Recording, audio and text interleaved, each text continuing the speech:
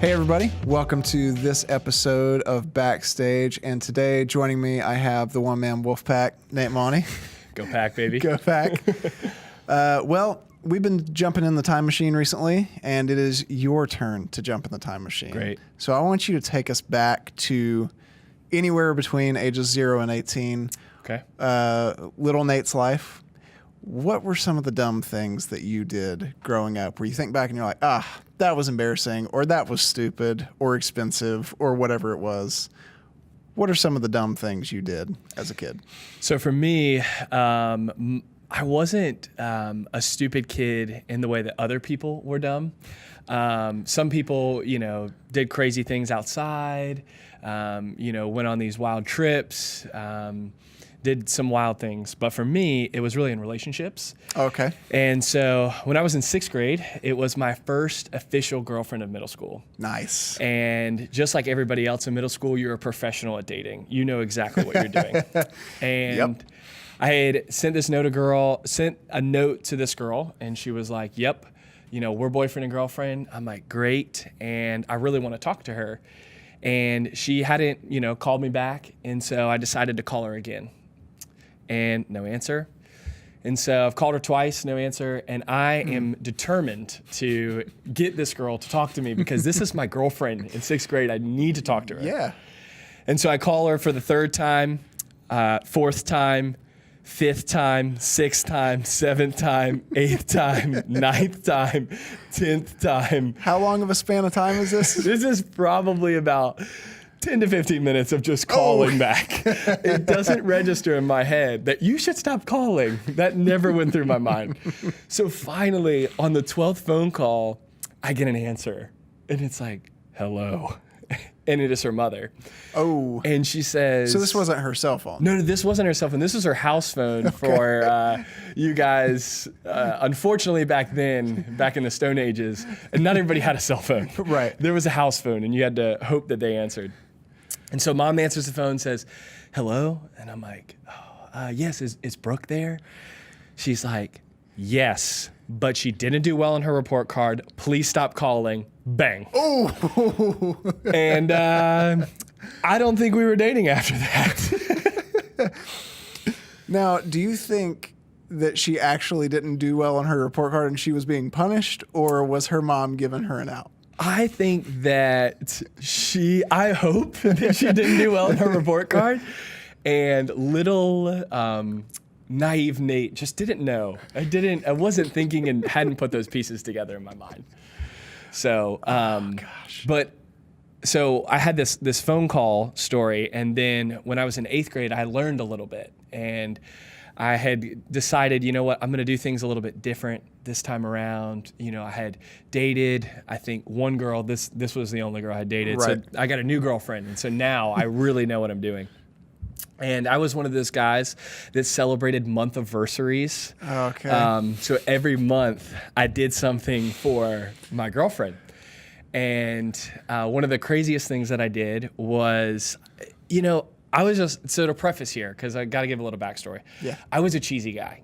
Like, I was cheesy. I was a hopeless romantic. And you can embrace that. I can embrace it. I am self-aware, and to say I was a cheesy kid in middle school and high school. And so I got this idea from somebody. We didn't have Pinterest back then. I had heard about it, and it said, just for the record, I love you. And I was like, that's awesome. I can make that.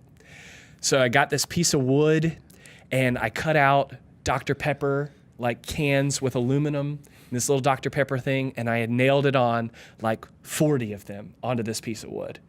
I bought a record, placed it on this piece of wood, covered it in paste. I have no idea what kind of... Where did the Dr. Pepper come into this? She liked Dr. Pepper. Oh, okay. Sorry. Okay. Forget those little details. So I tried to combine everything that she liked. So I had this record. It's got paste all over it. There's the Dr. Pepper cans all around. And she liked Skittles. And so I wrote with orange Skittles. Oh, no. Just for the record, I love you. And I was like, this is a masterpiece. Like, this is beautiful. And so I made it, and I was like, Dad. It's like 8:30. I'm like, Dad, we got to deliver it right now. Like, right now. So we drive on over there. deliver it to her. Props to your dad for being like, all right. Shout out to Papa Money, man. I mean, he did a great job. And so we get there, give it to her. And have you ever given someone a gift and they give you that smile of like, I like this, but I don't really like this? Yeah. Yeah. So that's what I got. They're trying to make you feel good. Because by the time that I had arrived, the paste was chewing through the orange Skittles. Oh, gosh. Pulling the coloring down.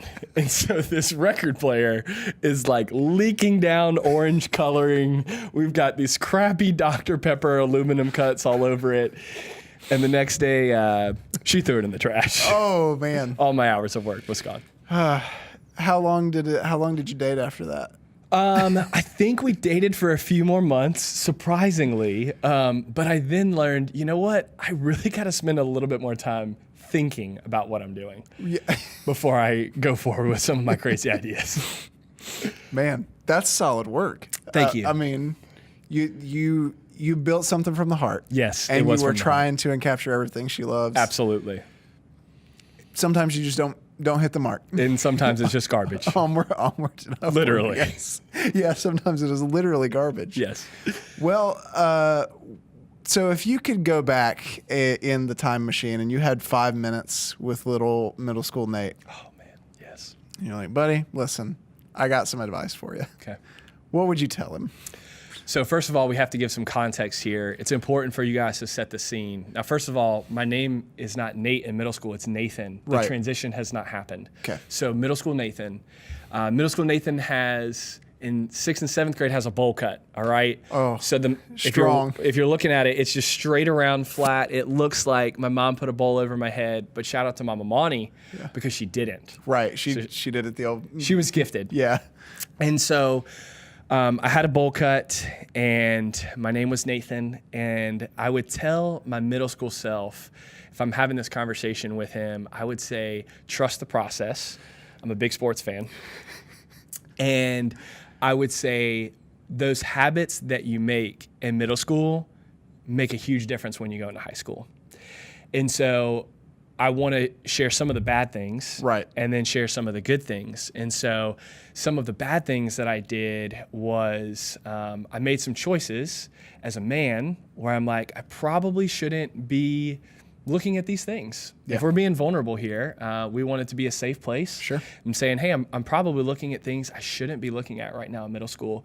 And those led to unhealthy habits later on in my life. It was something that was hard for me to walk through. And then I would also say I have to think about how much I worry about what other people think. And so a fun fact for you guys, a lot of people don't know this, but the reason I had my hair for so long was because I had a lot of acne on my forehead. And if you don't believe me, if the camera can't show it right now, you can see my scars really close. And so I was very self-conscious as a kid because I thought I had really bad acne and I had really big ears. And so I wanted to cover my ears and cover my acne with my hair. Strong plan. Thank you. I appreciate it. It worked. Yeah. But then somebody was like, well, you know, that hair is what makes it greasy. And I was like, okay. This totally goes against everything I did in middle school. So you have those negative aspects. But the positive things that I would encourage myself was to give me credit was you kept fighting when you wanted to give up. I don't know if we got any middle school boys out there that are trying to figure out what it looks like to date. I was somebody, as you can see earlier, I love dating. Yeah. And so I remember very vividly, I was on the bus when I was in middle school, and I had just been like messed with and made fun of for the way that I was just a nice guy. And I kept seeing all of these like really great, good-looking girls go out with guys that were turds and like trash to them. And I remember having this thought in my head of saying, Nathan, is that how you want to treat girls? If you treat girls like trash, that's going to actually get you the girls that you want. And so I remember in that moment saying, no, I'm going to just do the best that I can, and I'm going to do what my parents and what my church has trained me to do, and I'm going to trust that process, and it's going to pay out well.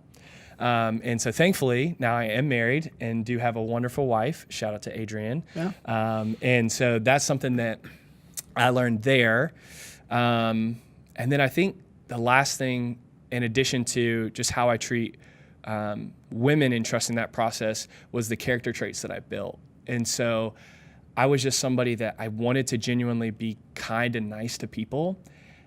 And I wanted that to pay off, and I saw that pay off later in life. Yeah. And so sometimes in middle school, like, we can get bullied and we can get made fun of, and we think, you know what, being nice to people just isn't worth it.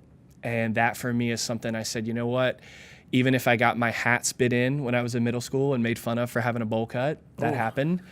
I said, you know what, I'm going to keep going and doing what I know that is right, and it's going to pay off later in life. And so there was hardship. I got made fun of.